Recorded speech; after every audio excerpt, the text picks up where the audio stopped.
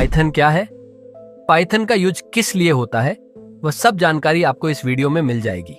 Python क्या है? Python एक general purpose, interpreted, object oriented, high level programming language है। अब इस परिभाषा को एक एक करके समझते हैं।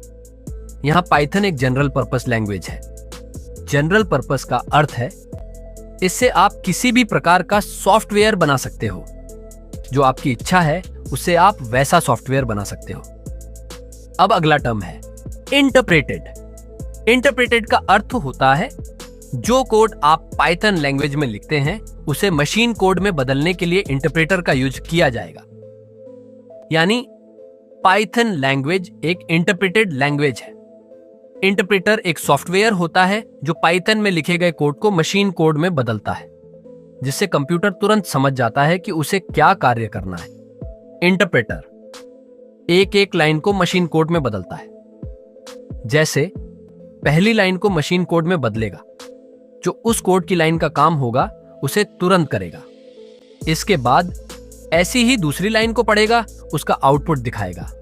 फिर तीसरी लाइन को पढ़ेगा और उसका आउटपुट भी तुरंत दिखाएगा। अब अगला पॉइंट है Python object oriented. Python object oriented का अर्थ होता है संसार में जितनी भी प्रोग्रामिंग लैंग्वेजेस हैं, कोई ना कोई लैंग्वेज किसी ना किसी कॉन्सेप्ट को फॉलो करती है। पाइथन ऑब्जेक्ट ओरिएंटेड कॉन्सेप्ट को फॉलो करती है। अब आगे, पाइथन एक हाई लेवल प्रोग्रामिंग लैंग्वेज है। हाई लेवल प्रोग्रामिंग लैंग्वेज उन भाषाओं को कहते हैं जो इंग्लिश के लेटर्स में लिखी जाती हैं। इनको मशीन कोड में बदलने के लिए कंपाइलर या इंटरप्रेटर सॉफ्टवेयर का उपयोग किया जाता है। पाइथन प्रोग्रामिंग एक ओपन सोर्स और फ्री लैंग्वेज है। पाइथन एक ऐसी प्रोग्रामिंग भाषा है जिसे कोई भी फ्री में यूज कर सकता है और उसका असली कोड, सोर्स कोड कोई भी देख सकता है और उसमें बदलाव भी कर सकता है। पाइथन प्रोग्रामिंग लैंग्वेज को किसने बनाया था? पाइथन प्रोग्रामिंग लैंग्वेज को गाइडो वैन रोसम ने नीदरलैंड्स में बनाया था। उन्होंने इसे 1989 में बनाना शुरू किया था और इसे 1991 में पहली बार पब्लिक रिलीज किया गया था।